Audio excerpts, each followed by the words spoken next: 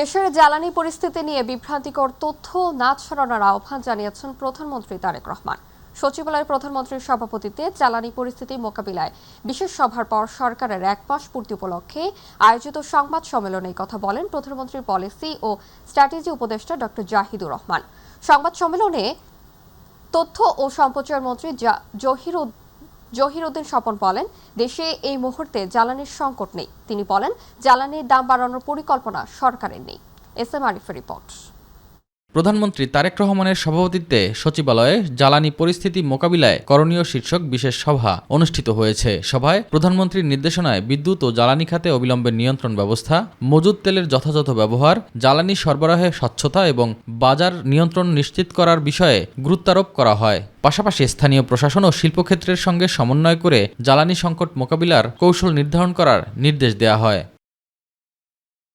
দেশের জ্বালানি পরিস্থিতি নিয়ে বিভ্রান্তিকর তথ্য না ছড়ানোর আহ্বান জানিয়েছেন প্রধানমন্ত্রীর পলিসি ও স্ট্র্যাটেজি উপদেষ্টা ডাক্তার জাহিদুর রহমান। সচিবালয়ে সরকারের 1 মাস পূর্তি উপলক্ষে আয়োজিত এক সংবাদ সম্মেলনে তিনি কথা বলেন। আমাদের সমালোচনা করুন, কোথায় কি আমাদের যদি জ্বালানি নিয়ে রিপোর্ট করতে হয়, আমাদের মজুদ কোথায় কতটুকু আছে, কমে গেছে কিনা, সেটা রিস্কি কিনা, সেটাও জানাতে হবে জনগণকে। সবসময় সব ভালো বলা আসলে তো সাংবাদিকদের কাজ নয়। আমরা খুব ভালো, সব ভালো শুনতে শুনতে 10 বছর তো আমাদের শেষ হয়েছিল, অন্তত লাস্ট 10 বছর, এর আগে আরো 5 বছর মিলে।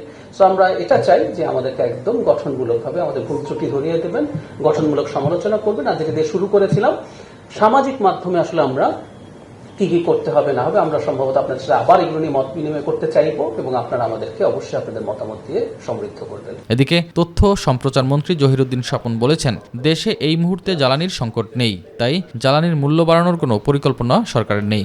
যুদ্ধ সংকটকে মাথায় রেখে যে পরিকল্পনা গ্রহণ করা হয়েছে, অর্থমন্ত্রীর নেতৃত্বে একটা মন্ত্রিপরিষদ কমিটি গঠন করা হয়েছে এবং তারা অত্যন্ত দক্ষতার সঙ্গেই এই সময়কার পরিস্থিতিকে একটা সুষ্ঠু ব্যবস্থাপনার মধ্যে এনেছেন। ফলে আমাদের এই মুহূর্তে কোনো সংকট নাই। আশা করি আমরা সংকটের মোকাবেলা করতে হবে না। জুলাই যোদ্ধাদের সর্বসম্মতভাবে দায়মুক্তি দেওয়া হবে উল্লেখ করে আগামী সংসদ অধিবেশনে এ সংক্রান্ত আইন পাশ হবে বলেও জানান তথ্যমন্ত্রী। জুলাই যোদ্ধাদেরকে দায়মুক্তি দেওয়ার জন্য আমাদের যে একটা সর্বসম্মত রাজনৈতিক অবস্থান আছে, সেটাও আমরা গতকালকে পার্লামেন্টের বিশেষ কমিটিতে সর্বসম্মত সিদ্ধান্ত নিয়েছি। আগামী সংসদে জুলাই যোদ্ধাদের দায়মুক্তির বিলকে আমরা আইনে পরিণত করব। এর আগে মহান স্বাধীনতা ও জাতীয় দিবস উপলক্ষে স্মারক ডাকটিকিট উন্মোচন করেন প্রধানমন্ত্রী তারেক রহমান। এস এম আরিফ, মাই টিভি, ঢাকা। এদিকে হঠাৎ জ্বালানি তেলের চাহিদা বেড়ে যাওয়ায় রাজধানীতে বন্ধ রয়েছে অনেক পেট্রোল পাম্প। অন্যদিকে যে পাম্পগুলো খোলা রয়েছে সেখানে তৈরি হয়েছে যানবাহনের দীর্ঘ লাইন, ভোগান্তিতে সাধারণ মানুষ। আরও জানাচ্ছেন রাকিব হাসান। রাজধানীর আসাদ গেট সংলগ্ন তালুকদার ফিলিং স্টেশন পর্যাপ্ত জ্বালানি তেলের সরবরাহ না থাকায় গতকাল রাত থেকেই বন্ধ রয়েছে পাম্পটি। পাম্প কর্তৃপক্ষের অভিযোগ, চাহিদা অনুযায়ী ডিপো থেকে তেল না পাওয়ার কারণেই বন্ধ রাখতে হচ্ছে পাম্পটি। আমাদের তেল শেষ হয়ে গেছে, রাত্রি থেকে শেষ হয়ে গেছে, এক গাড়ি করে মাল দিচ্ছে। নর্মাল সময় তো যা যাবেন তাই দিবে, এখন একটু কম আছে আর অনেক সিরিয়াল নিতে হয়, ওই জন্য এক গাড়ি করে নিচ্ছি আর এক গাড়ি দিচ্ছে ওরা হয়তো আর কয়দিন পরে আবার বাড়তি করে দিবে। অন্যদিকে যে পাম্পগুলো খোলা রয়েছে সেখানে তৈরি হয়েছে যানবাহনের দীর্ঘ লাইন। 2 থেকে 3 ঘন্টা অপেক্ষা করতে হচ্ছে তেলের জন্য। 3 ঘন্টা ধরে আমরা লাইনে। আমি তো ধরেন 9:30টায় সিরিয়াল লাগাইছি, এখন পর্যন্ত সিরিয়ালে আছি। 3 ঘন্টা লাইনে থেকে তেল পেলাম এই তপ্ত রৌদ্রের মধ্যে। দীর্ঘ অপেক্ষার পর অনেক পাম্পগুলোতে আবার তেল দেয়া হচ্ছে রেশনিং করে, এমন অভিযোগ তেল গ্রহীতাদের। লম্বা লাইনের পরে তেল দিচ্ছে 300 টাকা, 400 টাকা আর 500 টাকা।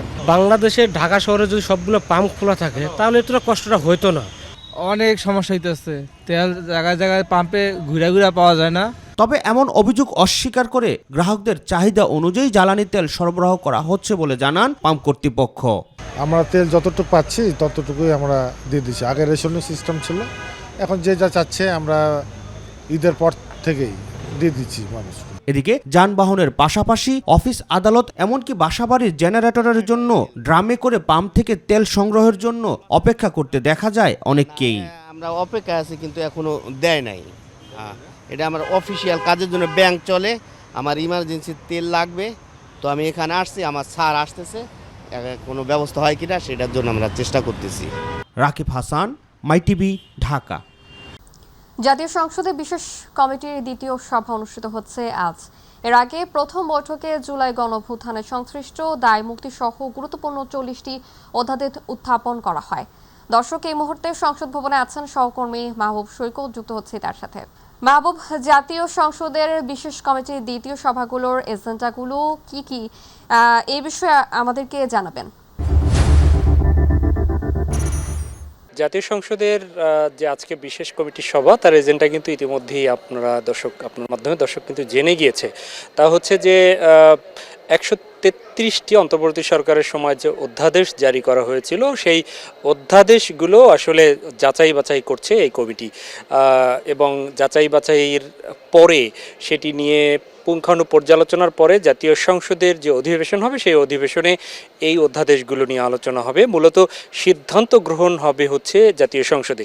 আজকে এই বিশেষ কমিটির সভাপতি, সুপ্রিম কোর্টের জাতীয় সংসদ সদস্য এবং সুপ্রিম কোর্ট আইনজীবী সমিতির সাবেক একাধিকবারের সভাপতি অ্যাডভোকেট জয়নুল আবেদিন সভার শুরুতেই তিনি গণমাধ্যমের সাথে কথা বলেছেন যে গতকালকে যে 40টি অধ্যাদেশ নিয়ে আলোচনা হয়েছে, সেই 40টি অধ্যাদেশের বিষয়ে অধিকাংশই কিন্তু সবাই একমত হয়েছে, এবং বাকিগুলো যতটুকু পারা যায় আজকে সেই বিষয়গুলো নিয়ে আলোচনা হবে। আর যে বিষয়গুলো গতকালকেও দুই একটির বিষয়ে যেগুলো একটু দ্বিমত হয়েছে, সেইগুলো নিয়েও আলোচনা হবে। সব কিছু মিলে হয়তোবা দুটোই শুরু হয়েছে, 1.5 ঘন্টা থেকে 2 ঘন্টার মধ্যে এই সভা শেষ হতে পারে। 13 জন সভার সদস্য রয়েছেন। আমরা দেখেছি আসার পরে তার অনেকেই সভায় অংশ নিয়েছেন। স্বরাষ্ট্রমন্ত্রী সালাউদ্দিন আহমেদ, তাকেও দেখেছি, এবং অন্যান্যরাও ঢুকেছেন। তবে সব কিছু মিলে পরে হয়তো সবার শেষে আবারও ব্রিফিংয়ে আমরা পূর্ণ আলোচনার বিষয়বস্তু জানিয়ে দিতে পারবো। তো জাতীয় সংসদ থেকে এই হচ্ছে আমার কাছে থাকা সর্বশেষ তথ্য। ধন্যবাদ। দর্শক, জাতীয় সংসদ ভবন থেকে দ্বিতীয় সভার সর্বশেষ খবর জানাচ্ছিলেন সহকর্মী মাহবুব সৈকত। ওয়াশিংটনে অনুষ্ঠিত আন্তর্জাতিক গ্লোবাল কোয়ালিশন সামিটে শিশুদের ভবিষ্যৎ গঠনে জোরালো বার্তা দিয়েছেন ডক্টর জুবাইদা রহমান। বিশ্বের 40টির বেশি দেশের ফার্স্ট লেডি ও রাষ্ট্রনেতাদের সহধর্মিণীদের উপস্থিতিতে তিনি মানসম্মত শিক্ষা, সহজলভ্য স্বাস্থ্যসেবা এবং নিরাপদ পরিবেশ নিশ্চিত করতে বৈশ্বিক সহযোগিতা জোরদারের আহ্বান জানান।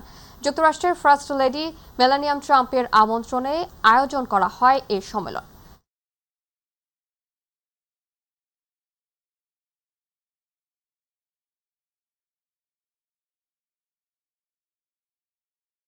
পবিত্র ঈদ উল ফিতরের ছুটি শেষে আজও ঢাকায় ফিরছেন সাধারণ মানুষ। তবে বাস ও রেল স্টেশনগুলোয় ঢাকায় ফেরা যাত্রীদের তেমন ভিড় নেই। যাত্রীরা জানান তেমন কোনো ভোগান্তি ছাড়াই স্বস্তিতে ফিরছেন তারা। এদিকে 3 দিনের ছুটিতে অনেকেই আবারও ঢাকা ছাড়ছেন বেড়ানোর উদ্দেশ্যে।